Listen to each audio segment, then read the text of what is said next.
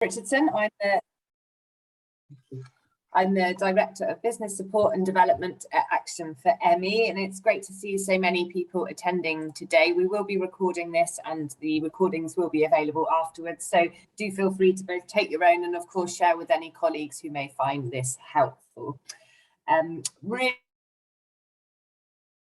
I hope that you find this session useful and educational, and I'm delighted that we're going to be hearing from two individuals with ME and their experiences of accessing care through this. Here at Action for ME, we support over 2,000 people a year through our services, many of whom access social care for their needs, and it's great to have an opportunity to meet some professionals today and to also share our understanding of this. And I would really encourage anyone who's interested in this field or wants to learn more to have a look at our website or the website of our partner organisations, which we'll share at the end, because we do have resources for professionals. We understand how busy you are and how up against it you are, particularly in these post-COVID times. So really hope that you can see us as a resource to help you in your practice as we go along.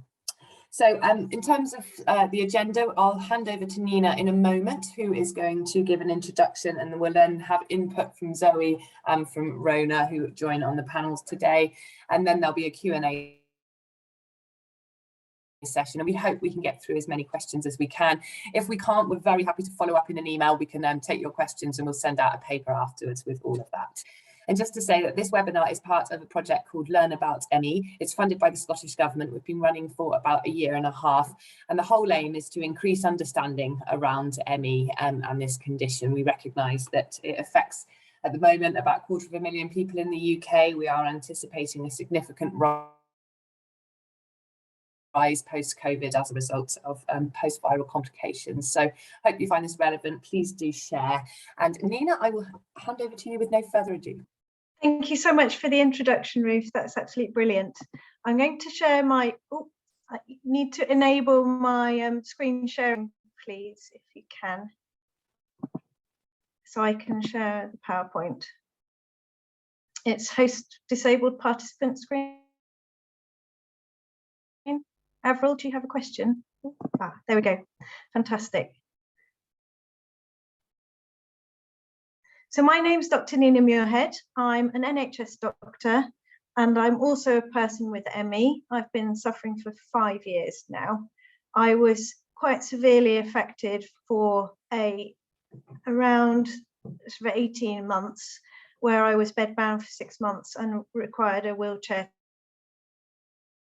to leave the house for another 18 months. If you could go to the view show. Thank you, brilliant. So it's a pleasure to be able to talk to you today about the implications for social care. Next slide.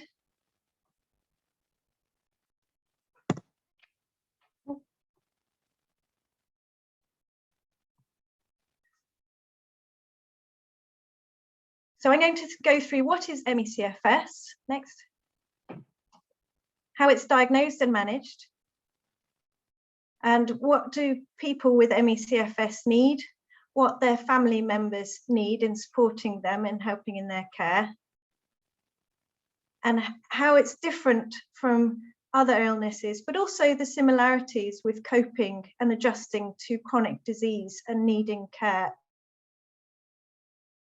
in the home. Next slide. So ME/CFS is a neurological disease.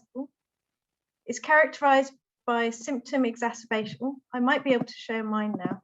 Sorry, I do apologize.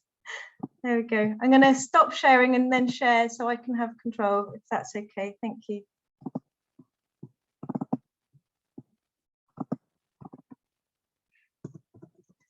There we go. That's a little bit easier. The World Health Organization categorized myalgic encephalomyelitis as a neurological disease. Some healthcare practitioners also refer to it as chronic fatigue syndrome, but some patients do find that this underestimates the sheer exhaustion and the crushing pain and other multi-system symptoms that the disease actually gives them. And therefore, it's often underestimated by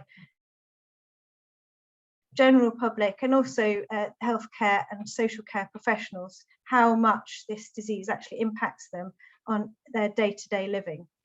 The key feature is this symptom exacerbation following exertion, otherwise known as post-exertional malaise. And the reason why it's really important to understand that, and it's probably one of the main take-home messages of today, is that patients with ME/CFS need support in just keeping within their energy level that doesn't make them worse. So trying to get people to do a little bit more each day, or to encourage them to be independent in their activities of daily living for this specific disease can actually make them sicker. The range of severity can fluctuate, and often we don't see patients when they're most sick, so we often underestimate how severe this disease can be. But at its most severe, people are full-time in bed, often in a darkened room, needing care with every aspect of nutrition, toileting and everything. Other main diagnostic criteria are unrefreshing sleep, severe exhaustion, and cognitive impairment. And I've already mentioned the post-exertional malaise, very important. Like long COVID, there are hundreds of symptoms of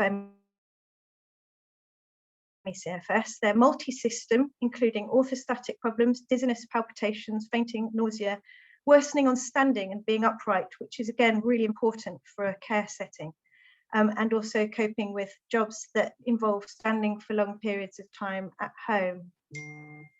Temperatures, hypersensitivity, sweating, chills, hot flushes, and feeling very cold are also problems that patients experience, as well as neuromuscular symptoms, flu-like symptoms, sore throats, problems with chemicals, perfumes and strong smells, bright lights, loud noises, touch. Patients can be incredibly hypersensitive to any changes in their environment as well. Headaches, eye pain, abdominal pain, literally every single body system can be affected. The management of ME/CFS involves understanding the unpredictability and how to keep within your energy limitations. So patients are often recommended to find a baseline where they're able to function without their symptoms getting worse. And sometimes that can be very difficult and can take a few weeks to establish, because patients can experience a fluctuation of their baseline itself. Some weeks they'll be able to do more and other weeks less. And it can be very frustrating that when you were within your energy limits on one week, you've done the same the next week and actually overdone it. It's important for patients to identify their priorities, because for some patients, it may be that on different weeks, different things take priority. I was doing this presentation today, so I haven't had a shower yet to save my energy to talk to you. It's important to plan ahead, plan rest, and also chunking. So an example of chunking is if, for example, a patient wanted to do a load of washing on a particular week. One day they may sort the washing, and then they may choose a day midweek when they have a little bit more energy to put it in and take it out. But they need to then wait a few days before folding it up, and then another few days before putting it away. So by breaking down a task that most people wouldn't even think would be a difficult one, patients with ME/CFS would need to do so. And often they couldn't even do that, but it's important to know how, by breaking tasks into smaller parts, you can achieve some little things. Relapses can be unpredictable, and they also feel rather exacerbating and unfair, because you do so much to try and manage your energy and yet still have a flare.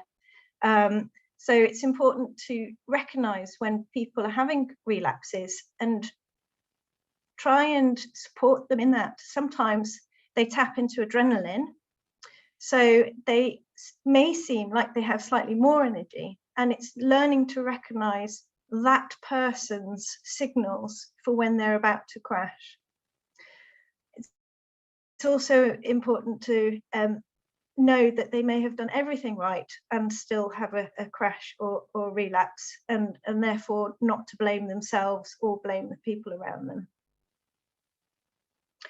So an early diagnosis is important. And if you're a social care professional seeing patients with other illnesses and you think they may also have ME/CFS, don't be afraid to recommend they go to their GP and consider whether that diagnosis may be a possibility for them. The 4 main criteria for making a diagnosis, it's all based on history. There isn't a special scan or blood test for ME/CFS. It's all based on 3 months of fatigue that causes impairment in function, unrefreshing sleep, post-exertional malaise, and that's the exacerbation in the hours, days, or even weeks after overdoing it. And it can be cognitive, so thinking, physical or emotional overstretching. And sometimes that can be a trivial thing, having a shower, doing a load of washing, that can be enough to trigger post-exertional malaise and cognitive impairment, which patients often describe as difficulty finding words, difficulty multitasking, short-term memory problems, problems planning a meal. Management is supportive, and also mobility aids and care as appropriate. Pacing and rest are the key, particularly in the early stages of illness, and regular review for other illnesses. Patients will often have autoimmune connective tissue disorders, postural tachycardia syndrome, mast cell activation. There are a lot of other disease overlaps, including fibromyalgia and endometriosis as well. And don't forget, there are medications to help with sleep and problems with orthostatic intolerance and tachycardia. So patients can feel a lot better if they're given supportive medications and advice.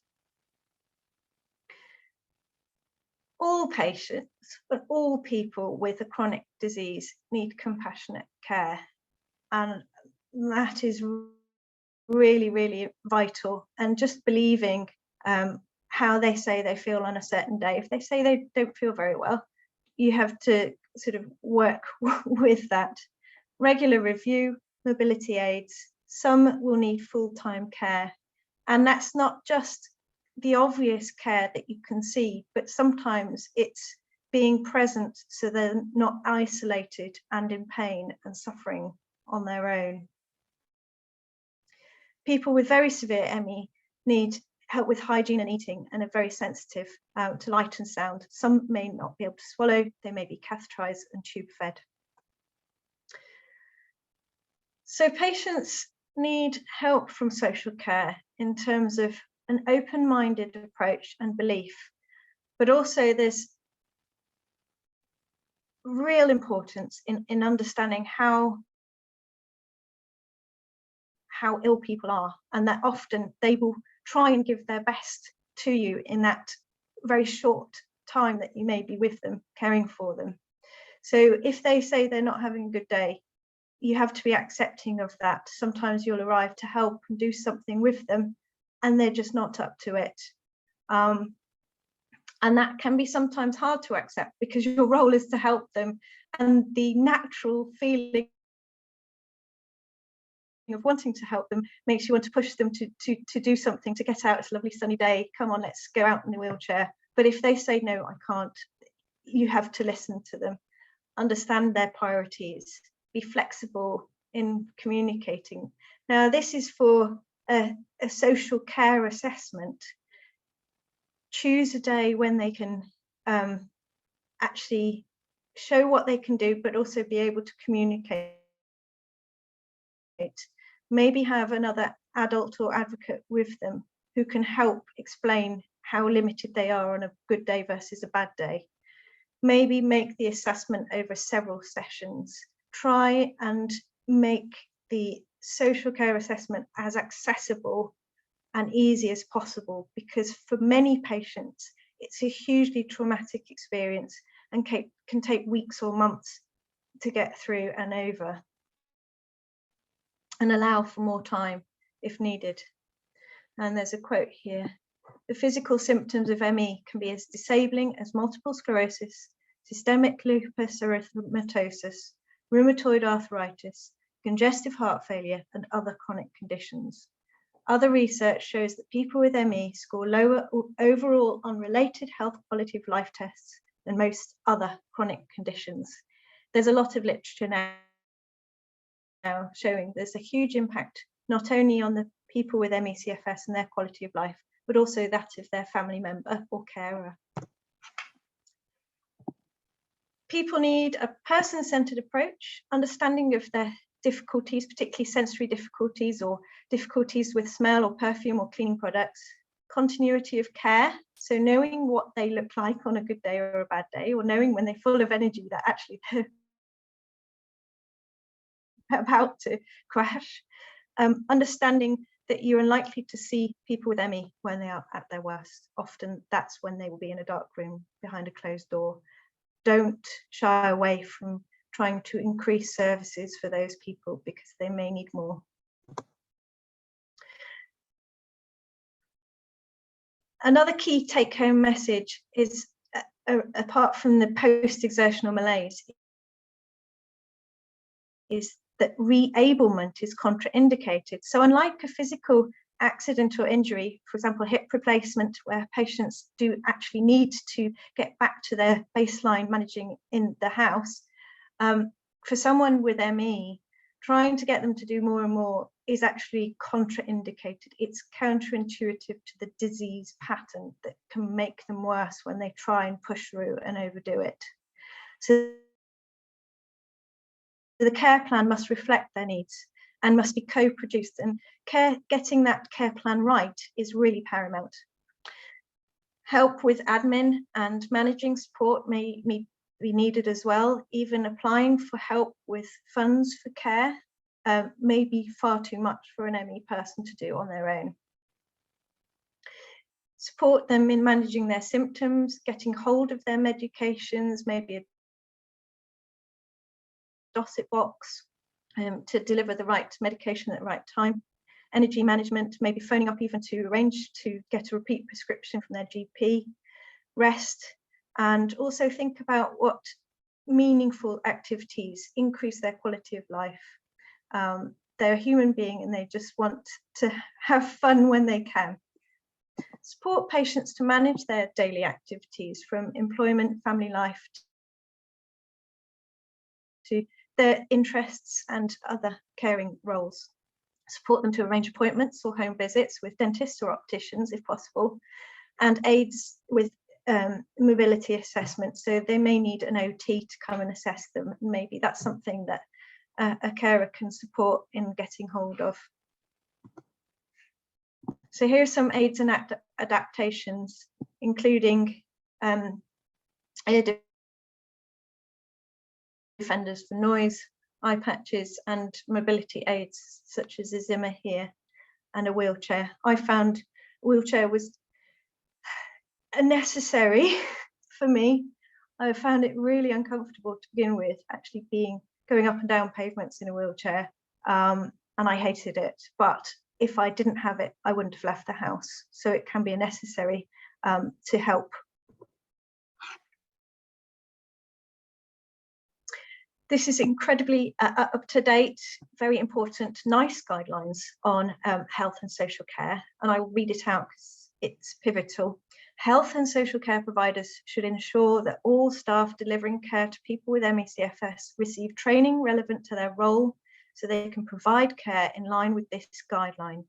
Training should include helping them to understand what ME CFS is, its diagnosis and management, and the experiences of people with ME CFS. Personal care and support for people with severe or very severe ME CFS should be carried out by health and social care practitioners who are known to the person and their family or carers wherever possible and aware of the person's needs. And that's to do with individualized care and knowing what the person needs. Service providers should be proactive and flexible in delivering services to people with severe or very severe ME CFS who have particular difficulty accessing services and articulating their needs. This could include visits, online or phone consultations, home visits, supplying written communication, supporting their applications for appliances. So social care is really important for ME/CFS care in healthcare.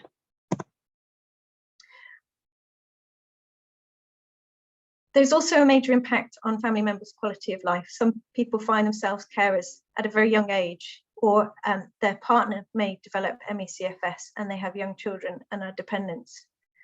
Family members are often paid and unrecognised carers, but there are support systems for other people with chronic disease that can be used, including help and support for young carers, children's clubs for children of people with ME/CFS, information about local support groups, and also respite care. If you don't ask, you'll never know if you get support, but if you do ask, you may get some help in the community. So ME/CFS is quite different from other illnesses, mainly in that key feature of post-exertional malaise. And it's also invisible. Patients can often look well. Pushing to complete an activity of daily living on one day may result in worsening of symptoms the next. And actually, when they're doing the activity in front of a social care assessor, they may seem to be able to do it, but it's how it impacts them in the days or hours afterwards that's quite important. Increasing activity or graded exercise can cause harm. Patients need to be supported in conserving their energy to avoid disease exacerbation, and patients have different illness profiles. Some do get better, but some are worse or have a very fluctuating course, and others stay the same, and others can stay the same and very severe for a very long time. So it's important to recognise that. ME/CFS is similar to other illnesses. Someone with MS recently said, you lose your old friends and you gain new friends through illness. And a lot of people do find that other people with the same illness are a great source of support. And some of your old friends who don't understand drift away. ME patients just want to be well, like everybody else. They didn't really want to get ill. They didn't ask for it. They do what they can when they can. Relapses are often unexpected and unexplained. Patients and their families need supporting in adjusting to their needs and also adjusting to the shock of coping with a chronic, life-changing illness. Illness is sad, frustrating, and expensive. But if they're having a good day, they're still just only human, and it's humour can, on a good day, be a really good antidote. So this is coming to the conclusion summary. We've talked about what ME/CFS is, myalgic encephalomyelitis, a neurological disease that is made worse by exertion. It's diagnosed on a basis of history and managed by trying to help the patient in not exerting themselves. People with ME/CFS need a lot of care, support, and compassion, as do their families. And we've talked about how it's different and how it's the same. All of these links and supportive documents, websites, and handouts can be found online, and we will be posting them as well to help make your lives easier in accessing them. And there's a lot of other supportive websites listed here. References. Right, I'm going to stop sharing. I can see there's some comments and chats, so it would be lovely to hand over.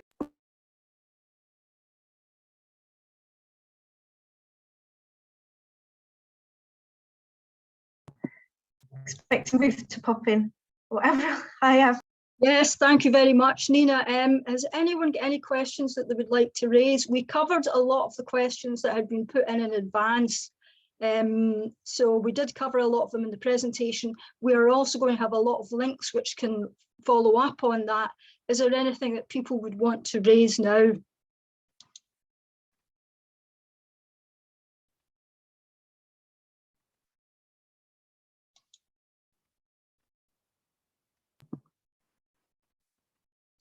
Either put it in the chat or in the Q&A, and we'll see if we can answer the questions.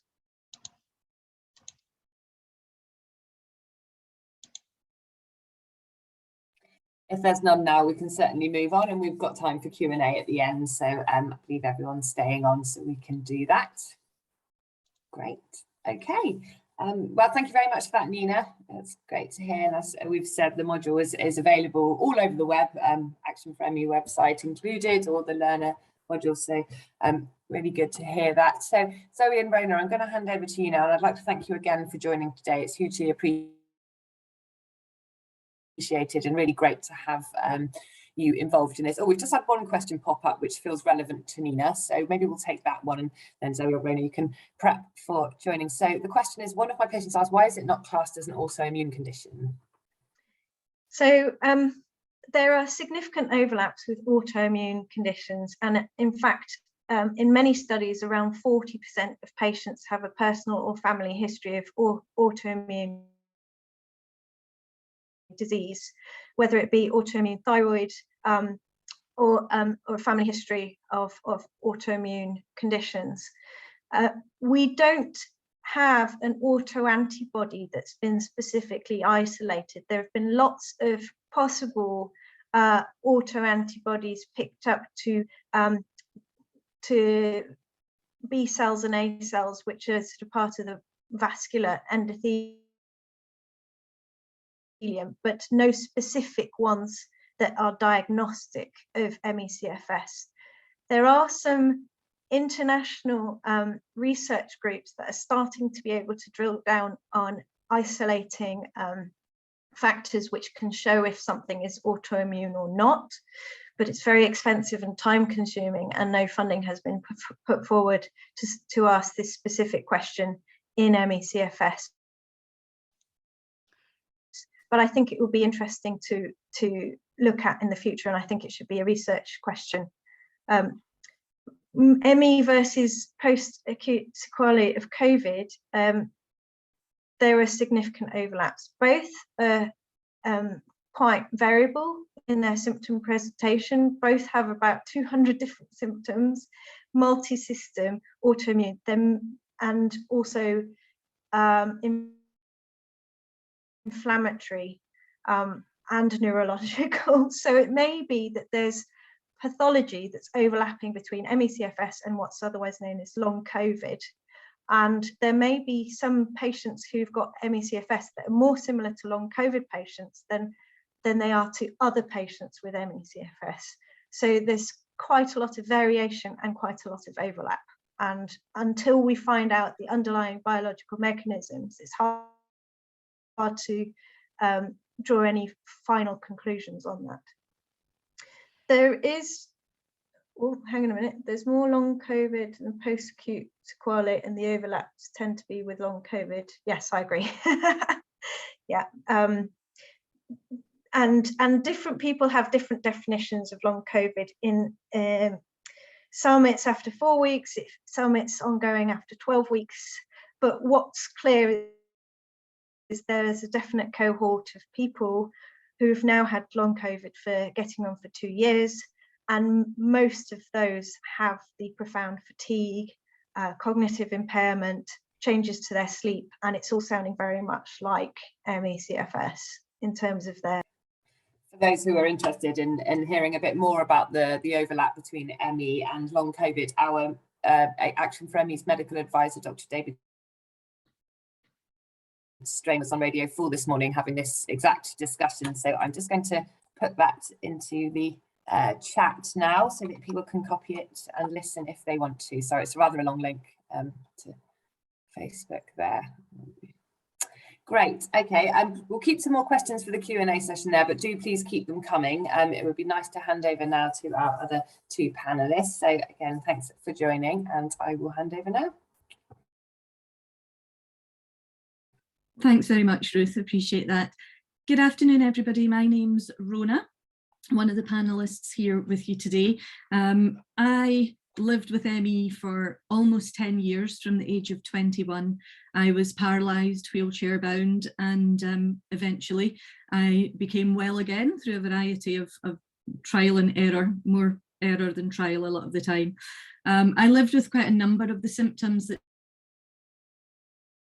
Nina's spoken to you about this afternoon, and I tried a variety of things to get well. Anything and everything was up for grabs, and as I'm sure others can attest, and as Nina has already said, anybody with ME CFS wants to get better. You know, we will try all we can to get there, and we are really renowned for pushing ourselves because we're usually people that like to get things done. So we give it our all every time, often to our own detriment. And one of the things that Nina has touched on as well throughout her presentation was, whilst the ME-er is the one obviously impacted by the condition, there is quite a knock-on effect to family as well, family and friends. From my own point of view, the best way I can describe how I lived with my ME was that it was like having the worst hangover you've ever experienced, running a full marathon and doing all of that while suffering from full-blown flu. If you can imagine those sorts of feelings and signs, symptoms, conditions, you'll begin to kind of align to what I was living with at the time. As I've said, we want to get better. We want to try all we can. And for me, that meant trying things like hydrotherapy, because it was the one thing my GP had access to that he could recommend for me. And whilst it was nice to be in the water and have the weight of my muscles really taken by the buoyancy of the water, it didn't actually resolve or quote unquote cure me in any way. I tried dietary changes, I tried the graded exercise, I tried speaking with a psychologist, I tried massage, acupuncture, anything and everything. The list goes on and on. And as I say, some of these gave me slight relief for a short period of time, but none of them were actually the elusive cure that we all look for and hope for. My world actually shrank right down to my bedroom, being bedbound, paralysed, wheelchair bound. I lost my job, I lost all my friends, I lost my social life, and I actually lost the house that I was due to be moving into. For a 21-year-old, it was all these major milestones you're meant to be able to achieve ripped out from under me completely. My life actually revolved around whether or not I had enough energy to take the next breath. And that is a horrible feeling to have. Not just a horrible feeling for me as an individual, but an absolutely shocking thing for family to witness as well. There's nothing they can do. I knew that struggle wasn't just mine. I knew it was theirs, and it didn't just gently ripple out like, you know, a pebble being thrown into a pond.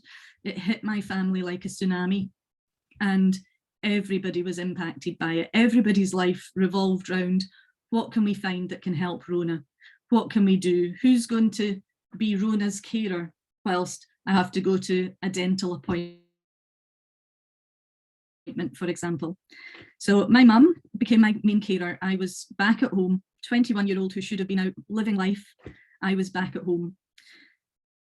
Despite having my dad, my other mother, my brother, my grandparents be able to drop in and visit, mum's world shrunk.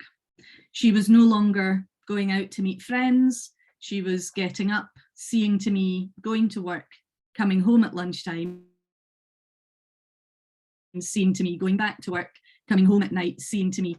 And it took its toll on her. She became very thin. She lost a lot of weight through worry over me. And when you're paralysed and needing to get help to move from your bed to a chair, to be able to go to the bathroom, and you know, your mother's now having to toilet you and wash you and dress you as a 21-year-old, my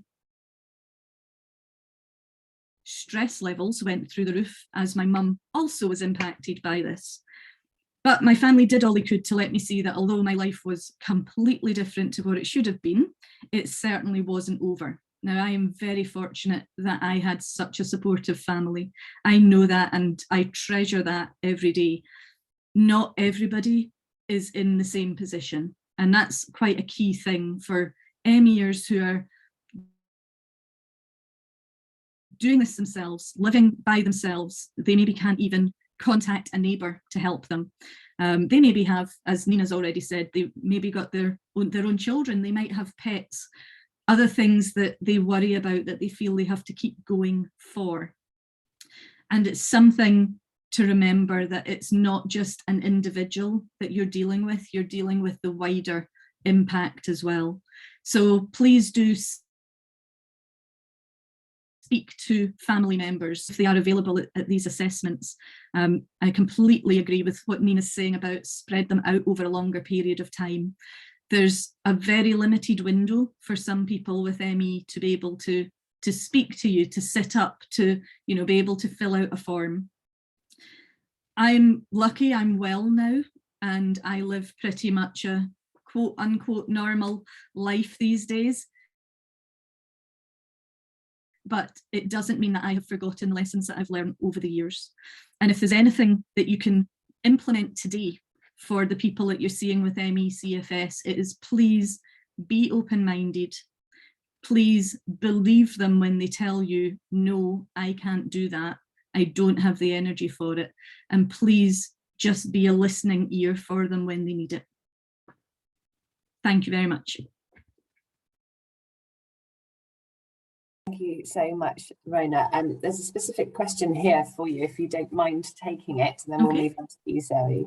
And the question was, what changed for you, Rona, to recover?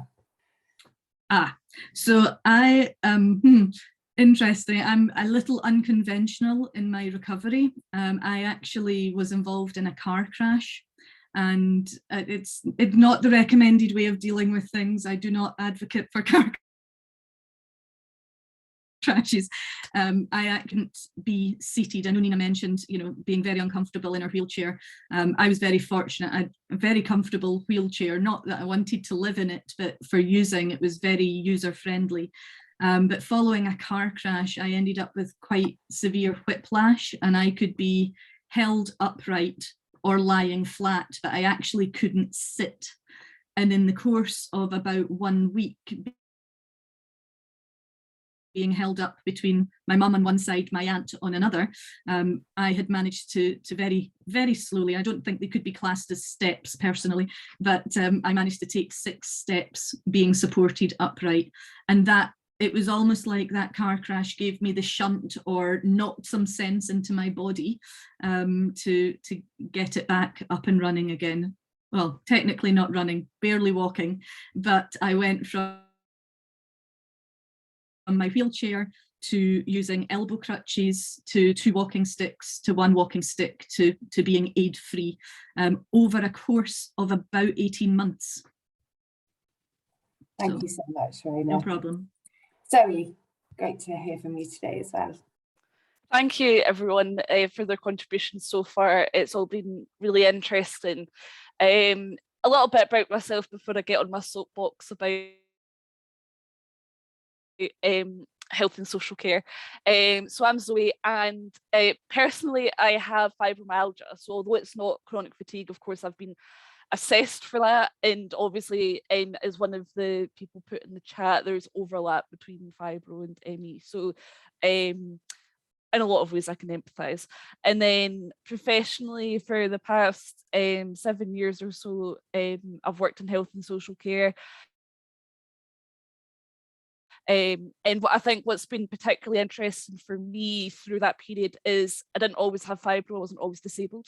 It wasn't until about like 3 years in or so it was about 3 years ago that I got diagnosed with fibromyalgia. So there's, in terms of what my mindset was like before and after having fibro as a professional in health and social care, that really changed.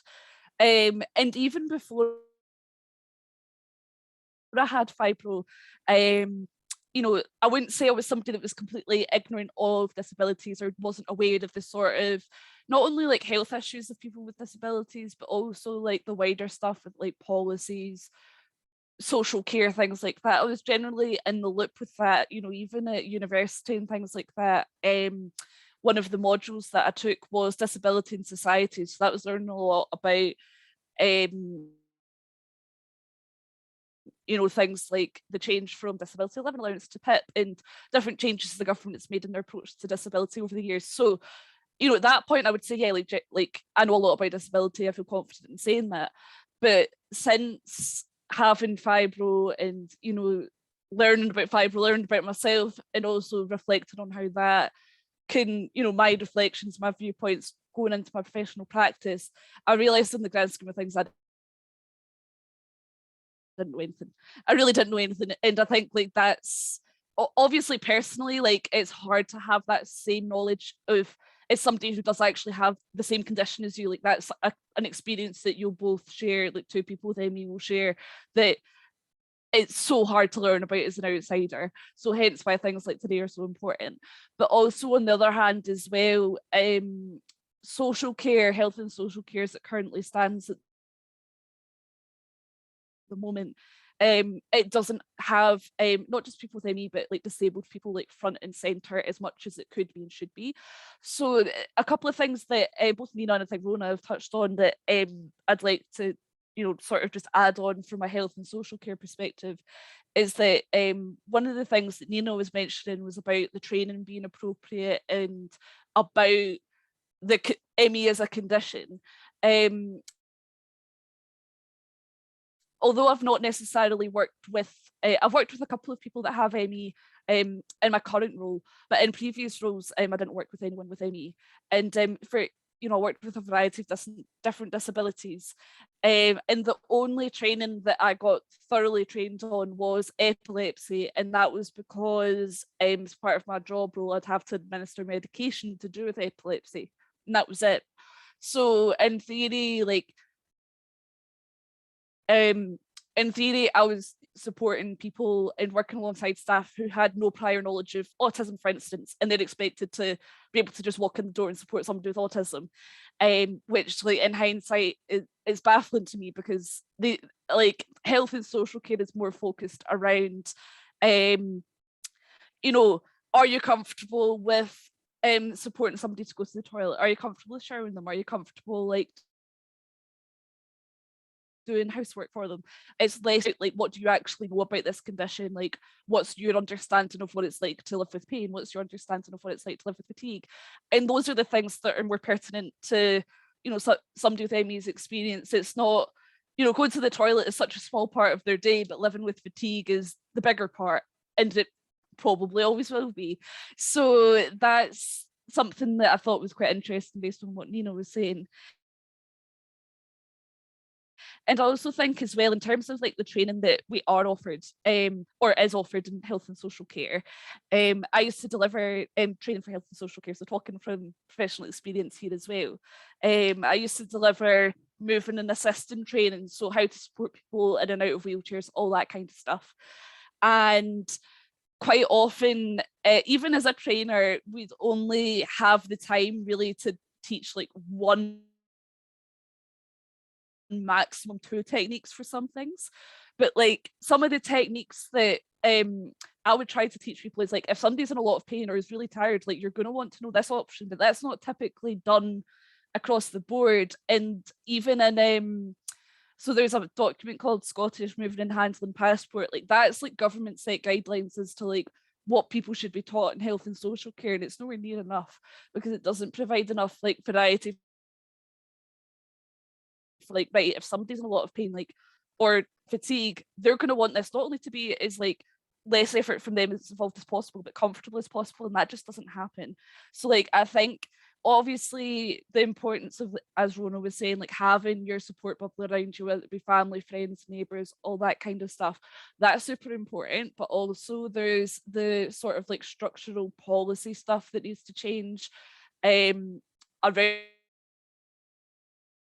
health and social care, and also just like a willingness, I guess, from a health and social care perspective, from organisational level, to have disabled expertise on board, because I'm sure quite a few of the people that are watching this today are going, oh gosh, I never knew that, and I've been in health and social care for so long, or have used health and social care for so long, and yet haven't heard of even, this is just like touching the surface of health and social care in ME today. This is scratching the surface. So I think there's really so much more that's staring us all in the face, and it's not being implemented. I think that's me, my soapbox done for now, but I'm sure by the time we get to the Q&As I can jump back on the soapbox. But thanks for listening to me and hearing me out, guys. Thank you so much, Zoe. And to all of our speakers today, you've all brought a really illuminating different lens onto ME, and I hope it's been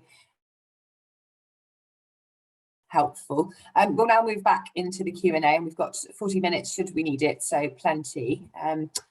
So we've got a question here about if anyone here recognises abnormal issues that they have experienced which appear to apply here. I'm not entirely sure of the context for that one. It was 20 minutes. What are the more unusual symptoms that might be missed with ME, I'm guessing, would sort of be what that question was referring to. Correct me if I'm wrong, guys. I think Ewan put that one in, so here we are. Ewan's been invited to join. We've got a couple of people, I'm assuming, here to ask questions. Avril?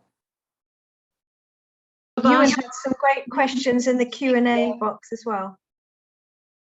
Sorry, did you want me to? If you could say a bit more about what you want to ask. If you could clarify your Right. It's just, I was thinking that people from social care may have recognised things with, some sort of odd cases, which they think actually do relate in terms of practice to the things that we are putting to them that, our patients need.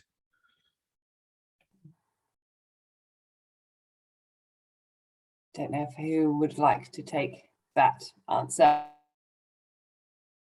I mean, from our experience of running an advocacy service, often which includes connecting with social care professionals, I think there's a general surprise at the amount of symptoms that can come under an ME umbrella and the sort of difference between them. It's not one thing, and I think that's where the chronic fatigue syndrome title that's often attached to ME can be quite difficult as well, because it tends to narrow it down into that one symptom, when of course it can affect a broad range of different parts of the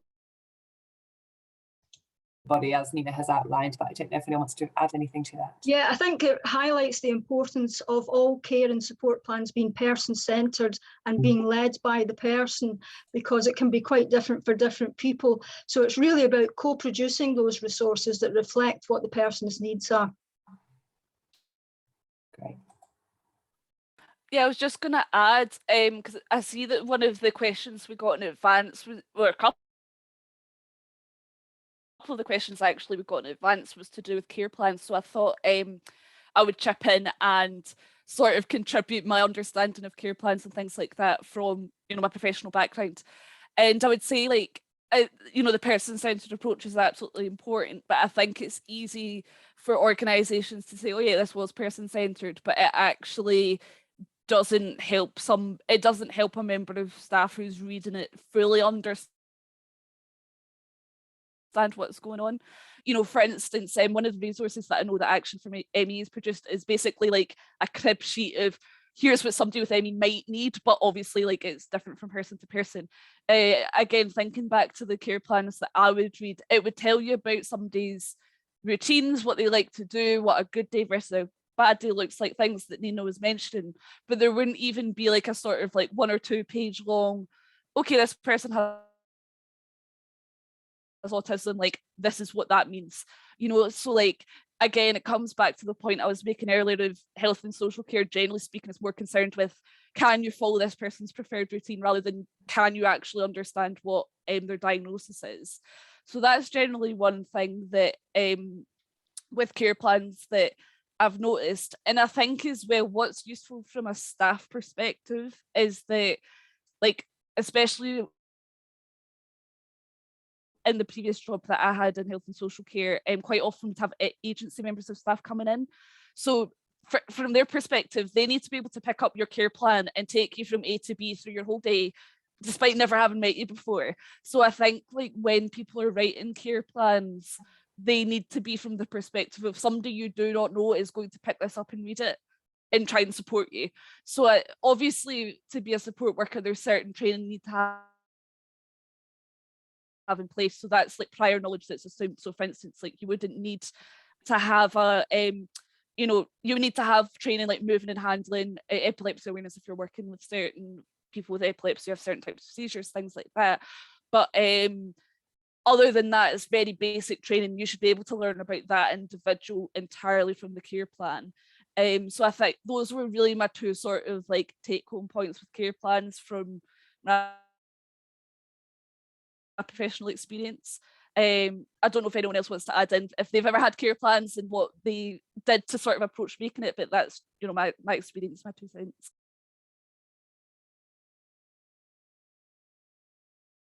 Okay, thank you, Zoe. And a shameless plug here for the Action for ME Advocacy Service, which is quite a considerable amount of work that we do is supporting people to develop those care plans. It's available to anyone in the UK, but of course we've got fantastic colleagues working in Scotland,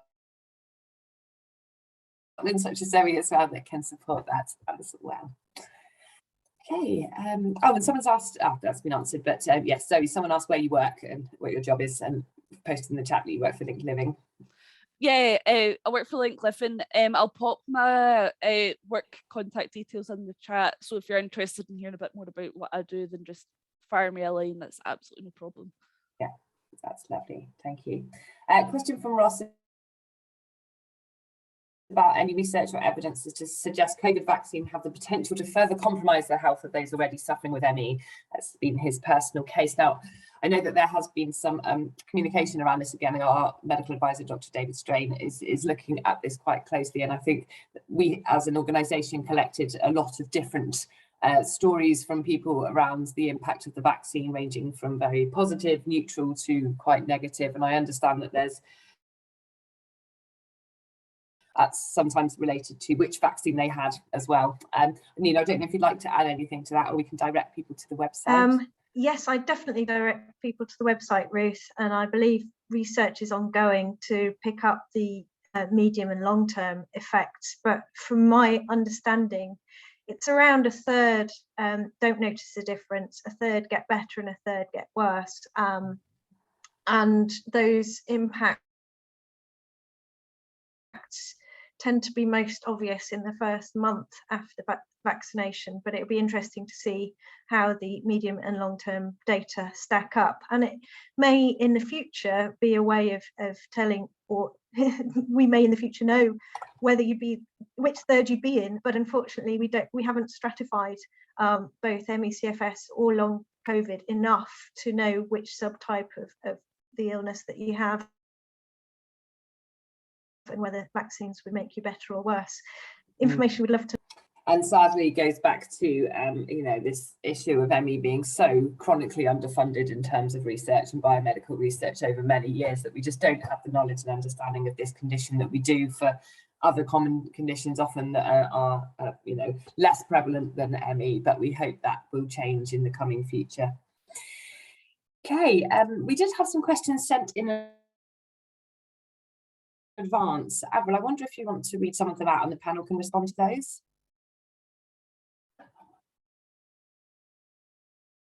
Avril, you're on mute if you're answering. Yes, I'm just looking at the questions now and seeing what might be useful for people. Some of them has already been covered. I suppose there is something about people asking about the impact of long COVID on people who already have MES and what the impact of that might be long term, particularly around the stigma that many people with ME had in the past. Do people feel that that's a difference now? Would anyone like to take that question? I'm happy to. Yeah, I'll take that.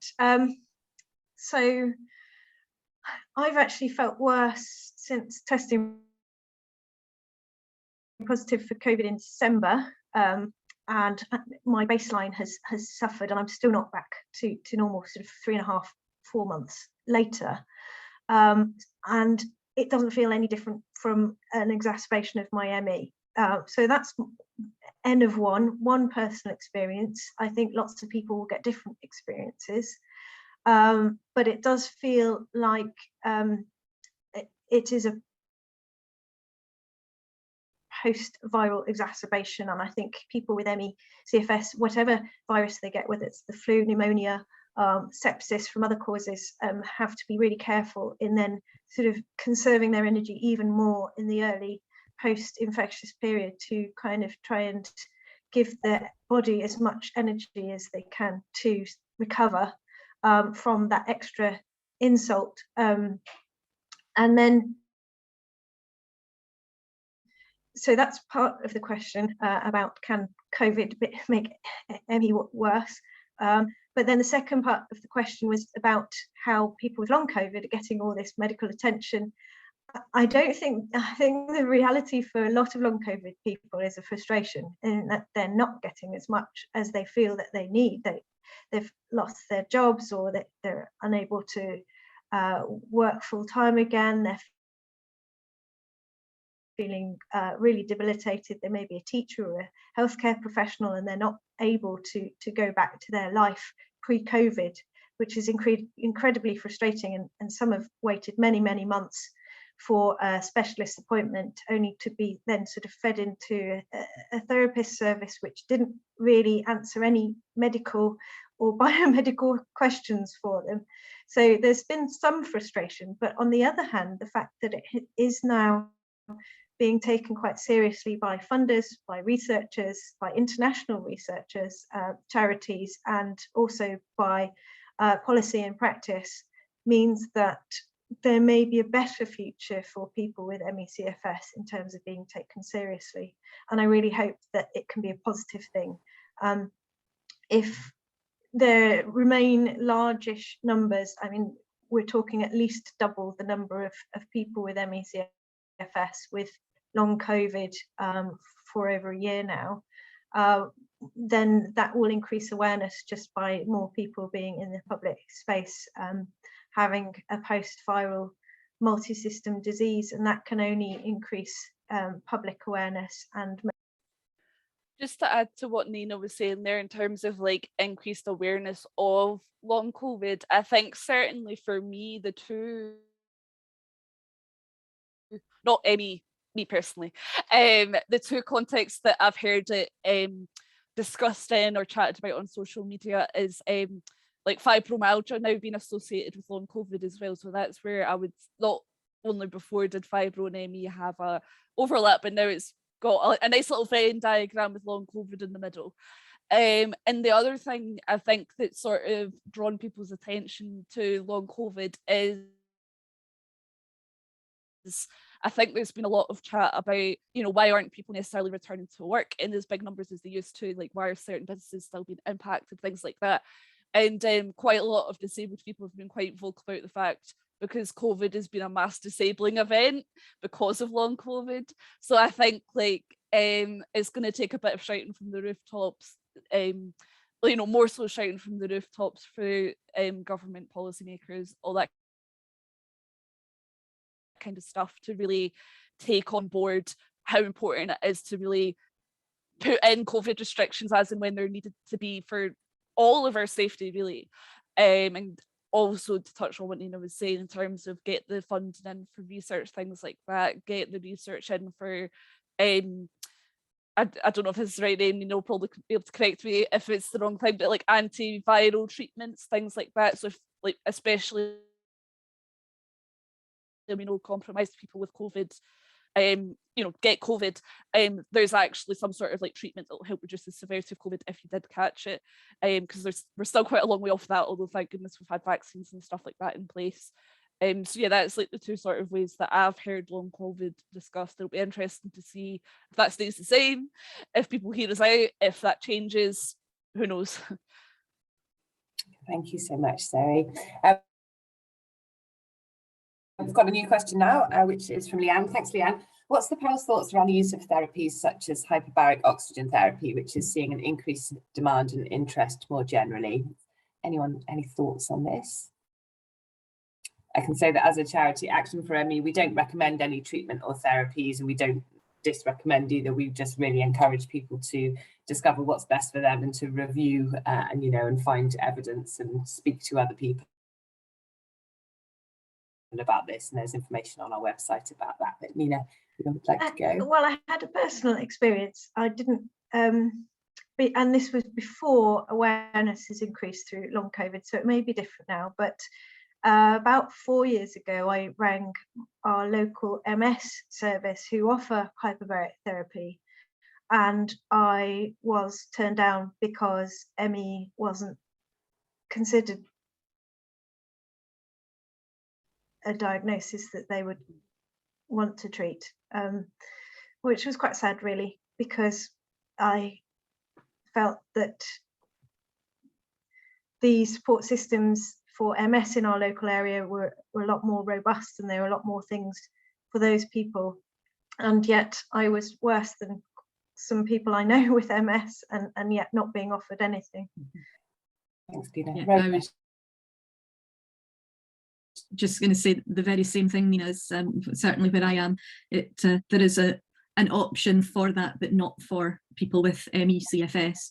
And so funnily enough, one of the many treatments I have never tried, but I'm quite sure had it been an option open to me during my illness, I would have jumped at it to try it. So not something I can comment on, other than the fact that I know that I had the same experience as Nina. It wasn't open to me as an ME-er. Yeah, I would say for me, like I've not had personal experience of it, but I've not been told I couldn't have it. I have been offered it amongst other services, but in terms of the offers I had on the table at the time, that there wasn't as much research for fibromyalgia and the oxygen chambers that I would have liked to see, it even like obviously just relying purely on anecdotal evidence is not a great idea, but like at least hearing alongside clinical evidence, this is my personal experience of using it and I have fibro, that would have been nice. So I didn't feel confident in trying that at this point anyway. Maybe I'll change my mind once like I've exhausted other treatments and it's one of the few other things out there for me, but right now it doesn't appeal to me personally. But I can, from understanding, I can understand like the logic of it, and like it's supposed to like maximize like blood flow around certain areas of your body, I think. So like that helps healing and all that kind of stuff. But yeah, definitely it's one of those things that you'd want to be doing your research about before you do take up an offer if you get it. Thanks all, and thank you, Leanne, who has said how tragic it is to hear the stories from Nina and Rona there, and that you're all welcome with open arms at the MS Therapy Centre. I think it's I go there at the moment, so thank you, Leanne. I didn't want to like name drop the Edinburgh Centre off the bat, but yeah, that's where I go for some treatments, and it's been so useful to me, so thank you. Lovely, thank you. A question here which I will direct to Nina, but Nina, if this is beyond you, then no problem, we'll get someone in our research department at Action for ME to answer it, because it's certainly a bit more detailed than I'm able to answer. But in the panel's opinion, has ME been linked to dysfunction in the mitochondria, the cell's energy membrane? So yes, there are several studies about mitochondria, and actually the one that I tend to quote is more about cellular bioenergetics, which was Thomas et al., who noted that the way that the cells are accessing oxygen and energy is different in ME/CFS compared to normal controls. And what's really interesting and relevant about that is that there are several medications that can actually affect the mitochondria, which is why when you're trying different medications for sleep or any other symptoms that you might have, that it's particularly important for ME/CFS patients to start low and go slow with their medications, because they may be more hypersensitive, and it may change the mitochondrial energy transport chain, and it may in fact impact on their energy in a positive or negative way. It can be good and bad. So it's just start low, go slow, and wait till adjust before you increase. Thank you, Nina. Thank you, Leanne, as well, who's clarified the name. They are indeed called the Oxygen Works, based in Inverness, previously the MS Therapy Centre, but have renamed to reflect their diversity and inclusion, as we've just discussed. So that's great. Okay. Another long COVID related question here from Jan. If you have autoimmune condition like rheumatoid arthritis, will you be more susceptible to suffering from long COVID? My sense is that, again, the research is probably not yet at a stage to be able to give us definitive answers on that, but Nina, any thoughts? So they're starting to collect large data sets now as to what increases your risk of getting long COVID versus the background population. And they've already drawn out that female gender, a previous history of Epstein-Barr virus, and I believe diabetes and another factor, possibly asthma, are definitely relatively increasing the risk of developing long COVID compared to the background population. But obviously what they have to do across the data set is control for all the other variables, whether people are smokers, whether they've got other diseases. And it's only once they've collected more data over a longer time that they get down to the more subtle things that independently increase the risk. And they haven't quite, certainly from what I've read so far, I'm not sure specifically if rheumatoid has been listed as one of those. I don't think so yet, but we'll see. Thank you, Nina. We've had another through the Q&A, and Joe, I think this might be a good opportune moment to introduce you if you're there, Joe, if you can flick your camera on. Joe is the coordinator of our advocacy service here at Action for ME that I've mentioned a couple of times. So the question is, are there any resources available for carers and staff in care homes on how to help ME residents on a day-to-day basis, particularly about how they may appear to manage an activity and the dangers about assuming that as their baseline activity? I'll read it all and then I'll let you answer, Joe. As a resident in a care home, I've tried all kind of analogies to explain post-exertional malaise and the reactive nature of ME, but it's assumed after a couple of hours of rest, energy levels will return and activities can be repeated. It's also often assumed energy or tiredness is the only issue. I would refer back to the impact statements that we can pull together for people who are affected by ME. And I've done this recently with a resident who was in a care home themselves. But unfortunately, with the high turnover of staff and the care home having to have limited capacity to support residents, it didn't really have that much impact. We did signpost the care manager as well to the resources for the CPD that Dr Nina Muirhead has developed, and made those available to the care home. But it is about trying to raise awareness. But I think that the NICE guidelines will be able to have a real impact on that sort of information that we can support people with. So unfortunately, it is a matter of just keep chipping away at the information that you can provide and offer, and perhaps offering to do an awareness raising session with a care home staff. It's something that we could do within the team and the advocacy service, but unfortunately there isn't any specific resources. There's lots of information about care plans on C-Sky that we can refer people to, and the person-centred planning approaches. So that's what I would be supporting people to signpost them to. Thank you, Jane. It's really useful. I don't know if, yes, Rona, you've got your hand up. Yeah, I just wanted to make a wee note on a personal level of how I had a workaround, if you like, for those days where you just couldn't deal with anything, or you were maybe okay, or you were actually on quite a good day.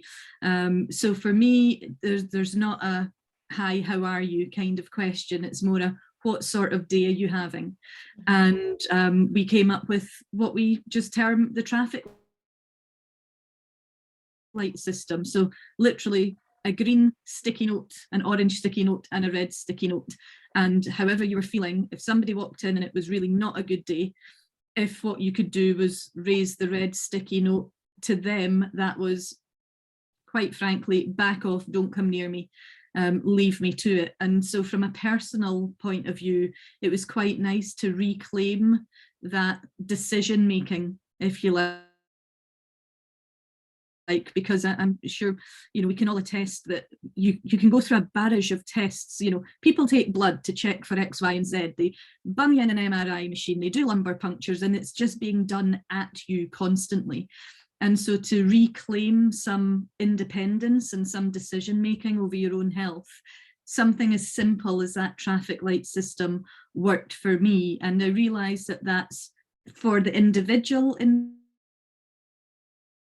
the care home or in the bedroom, or, you know, with one person walking through their front door, but it's a little thing that could be on a sheet of paper on the front door to their room. And it's a case of, if you walk in and you see there's that red sticky note or, you know, red banner, however it's going to be done, then back off. You don't need to be in there anymore. And as I say, it gives the individual a bit more independence and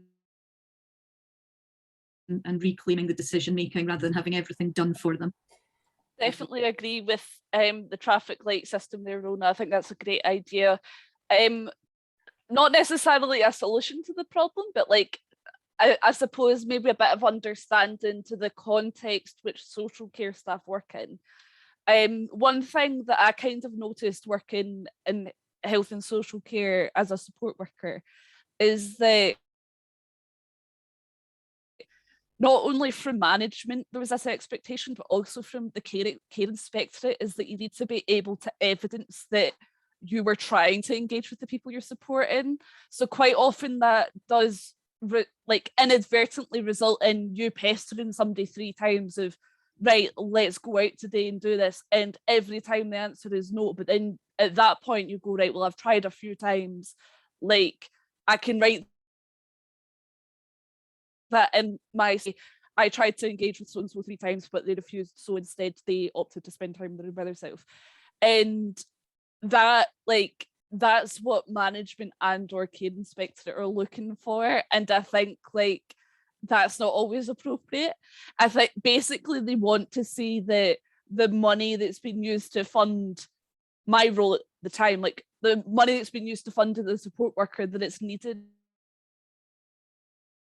Because obviously if it transpires that, or, you know, like for a month, like a support worker was turning up and they actually haven't been doing anything other than just like being in the house, but that might be enough to know that, like, right, if something was to happen, if there was an emergency, so-and-so's got it under control, that's all I want. But that's not the way that like social care services see it. They see it as, well, you need to be doing something to support that person to live, basically.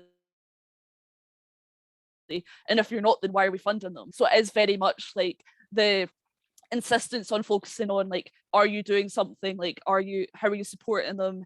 Like, it's really the kind of like wrong questions and wrong priorities from their end.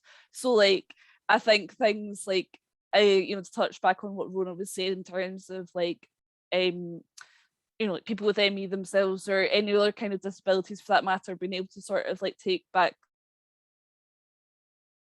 the power and ownership for themselves, I think that would be great. And I think, like, you know, it's all part of that sort of like, not entirely like a myth in a way, but like it's more person-centered care in name than in practice at the moment. And I think like there needs to be a sort of like shift towards genuine person-centered care. Nina, I see that your hand's up, so I'll let you chip in. I just want to agree with what you said, Zoe. It's so important that care isn't a tick box exercise, and that and what is needed is that basic compassion for the person who's suffering. And it is a safety thing being there. Perhaps they haven't had any food that week or access to it. And that's something the carer needs to be able to see and know. And if they aren't present, then people can be extremely isolated, and they can then become depressed, and then they can have other much worse problems. Prevention rather than cure. Yeah. Thank you, Nina. Rona. Yeah, I was just going to add, just when you're talking about, as Nina mentioned there, it's not a tick exercise. It's definitely not. And I know a lot of us are sort of programmed, if you like, or geared to work towards a goal and an end result. And the end result will be to get this person well and get them into employment and having a quote unquote normal life. But actually, it's not a straight line to get there for people. And unfortunately, some ME CFSers never get there. They never get back to a normal life. That's the reality of it. You know, yes, some people do, but it's not a case of, well, we'll make this mini goal for today, or we'll make this mini goal for the next week or the next month. It's a, let's see how you get on for the next 5 minutes before we make any further decisions. And that's understanding that working one-to-one with somebody is a lot easier than, I think, trying to get those in charge, i.e. care inspectorate, for example, to understand it, because obviously they're target driven as well. Nice to have, but we're back to dealing with the individual as an individual, and it's not a one result fits all individuals, unfortunately. Thank you, Rona. That's it seems, for the live questions. Avril, are there any that were sent in advance that haven't been covered yet?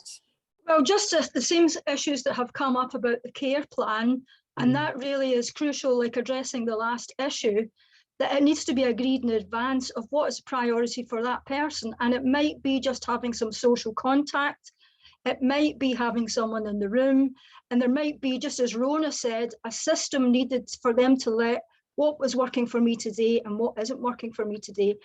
And also acknowledgement that it takes a lot of time to get this care plan in place.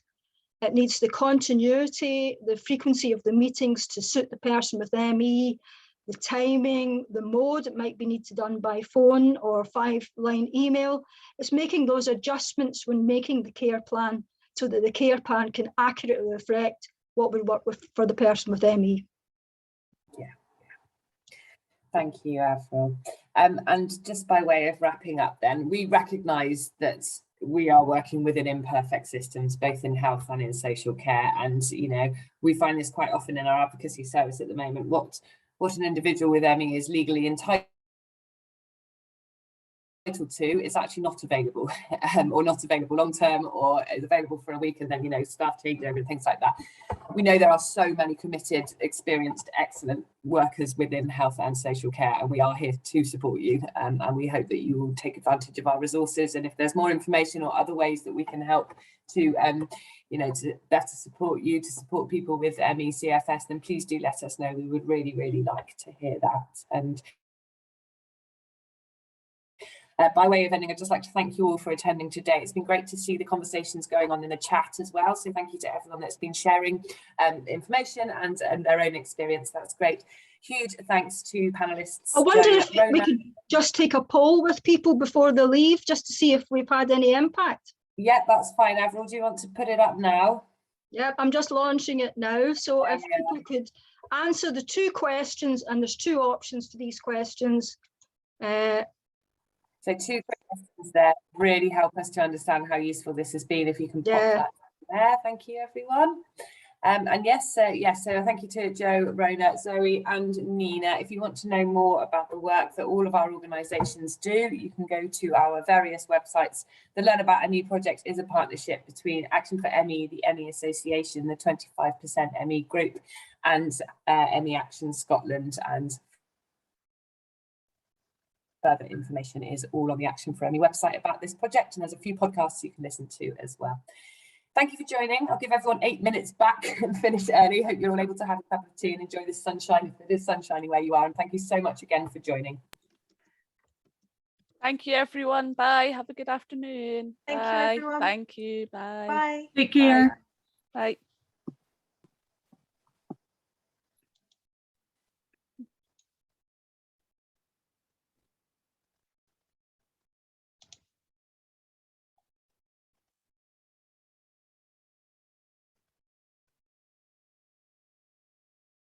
88%.